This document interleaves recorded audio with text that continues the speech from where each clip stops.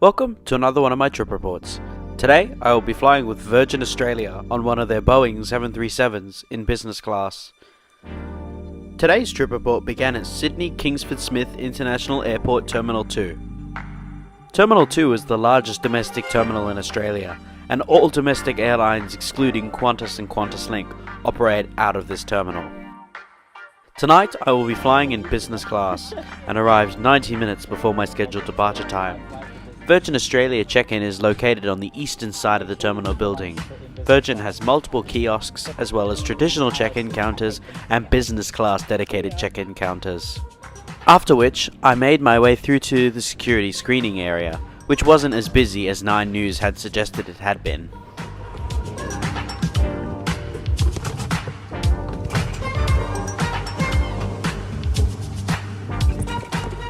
Directly after security is the main entrance to Virgin Australia's flagship lounge.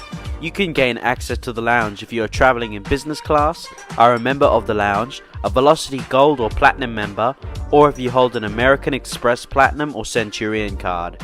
Single entry passes can also be bought at check-in.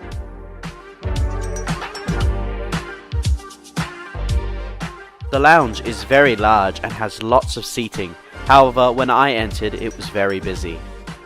There are plenty of food and drink options, such as tea, coffee, water, an assortment of alcoholic and non-alcoholic beverages. Tonight's food options are a ham and cheese sandwich, egg and lettuce wraps, Spanish tortillas, and a tofu salad. The hot options are several different kinds of pies and pumpkin soup.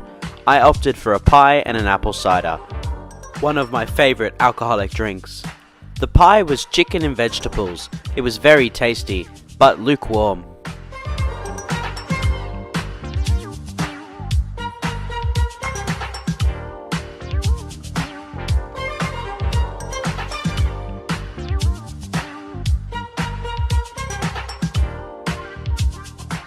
I opted not to film the bathroom, but I can say they were clean but a little dusty.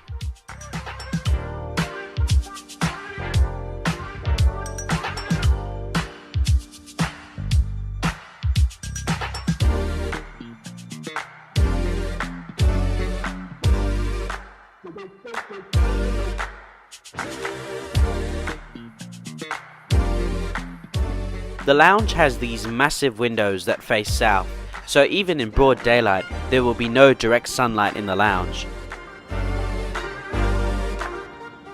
Soon my inbound aircraft arrived from Melbourne, and sadly this indicated the end of my short time in the lounge. So I made my way to the gate.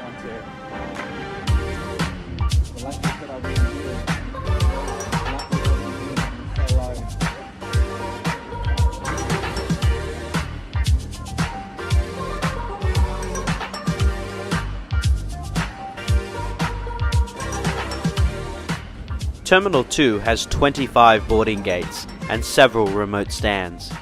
Today I will be departing from gate 44. If you're departing from gates 40 to 45, give yourself plenty of time to walk to your gate, as it's about 10 minutes each direction.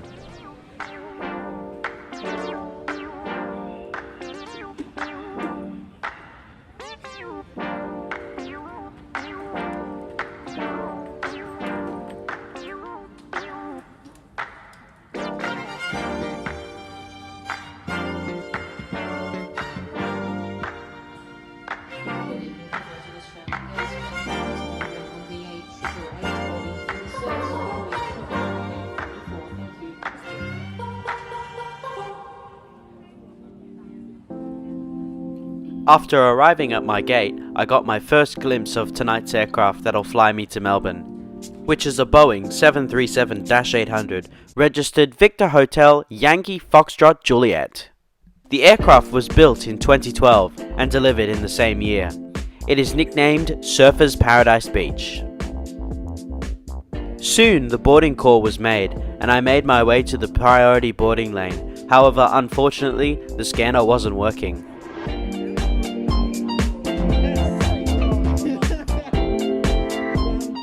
Success! I made my way down the boarding ramp.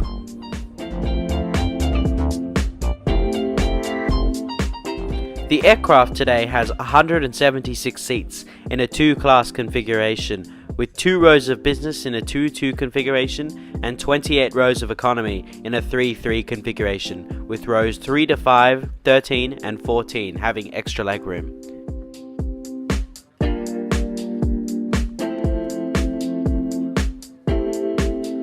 Today I will be seated in 2 Delta, which unfortunately is an aisle seat.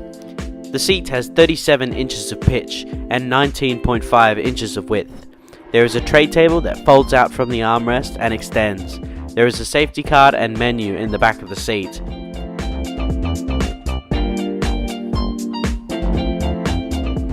Below the drinks table are 2 universal power outlets, and above are individual air vents, reading lights and flight attendant call button.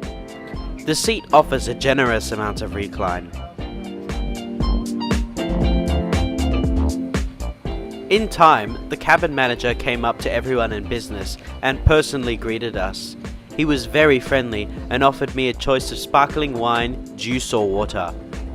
Tonight I chose the sparkling wine, which was absolutely delicious. The flight attendants closed the main cabin door and we commenced our pushback 22 minutes late from gate 44. Did I mention that my seatmate was kind enough to allow me to place my GoPro on one of her windows? If you're watching this video, thank you so much.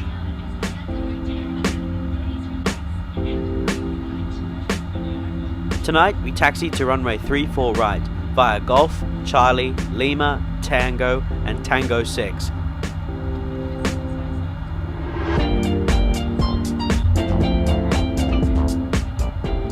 Now please enjoy this unedited takeoff footage.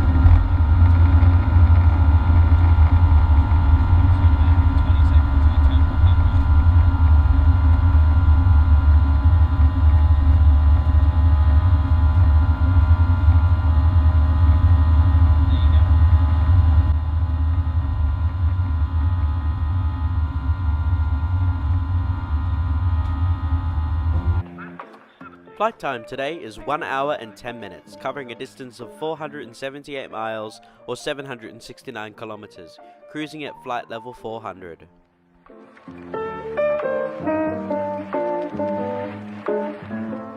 Virgin Australia has recently updated their entertainment system, so you no longer need to download their entertainment app.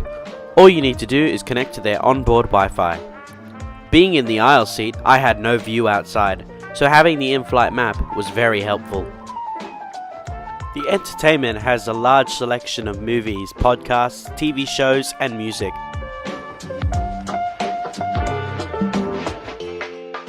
After leveling off, we were offered 2 choices for dinner: mushroom gnocchi with grated mozzarella or baked salmon with collard greens and white sauce. I chose the gnocchi and a gin and tonic with cheese and crackers and a small chocolate heart.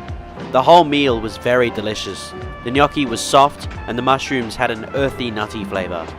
After finishing my G&T, I was offered another by the crew, which I accepted but didn't drink. The crew mentioned later on that the gnocchi was the better of the 2 dishes. There are 3 bathrooms on board, 1 at the front dedicated to business and 2 at the back for economy.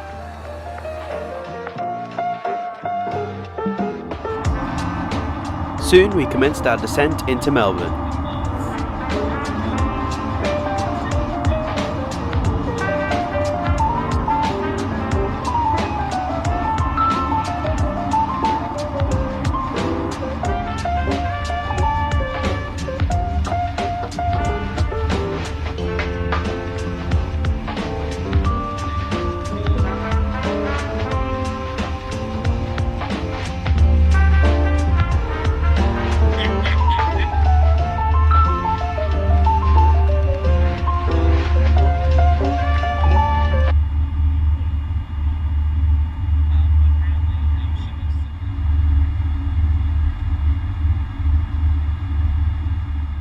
Now please enjoy this unedited landing footage.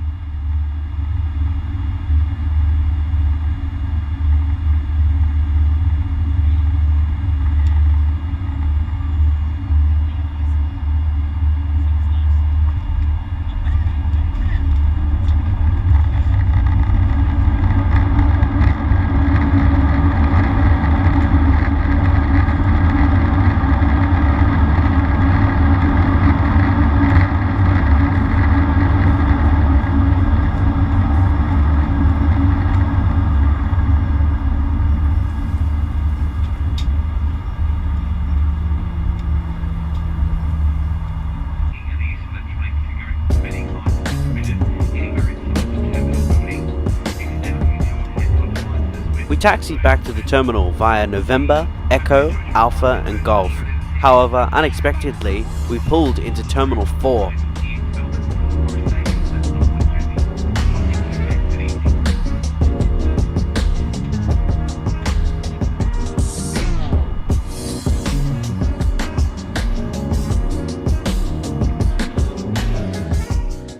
Just before leaving the aircraft, I was informed that my bags were to be collected at Terminal 3, which I immediately made my way to.